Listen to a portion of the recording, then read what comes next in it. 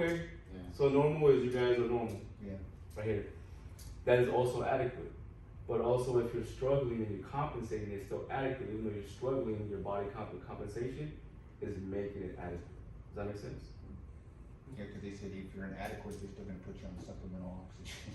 Yeah, adequate, but Yeah. you're struggling, but it's adequate because you're compensating. No, 'cause it's not Yeah. normal, but it's adequate. It's not. Yeah, because normal is adequate, but me struggling, but me compensating with my backup muscles and increasing my respiration rate, that makes it adequate, even though I'm having difficulty So you breathing. want to bring it back to normal instead of just adequate.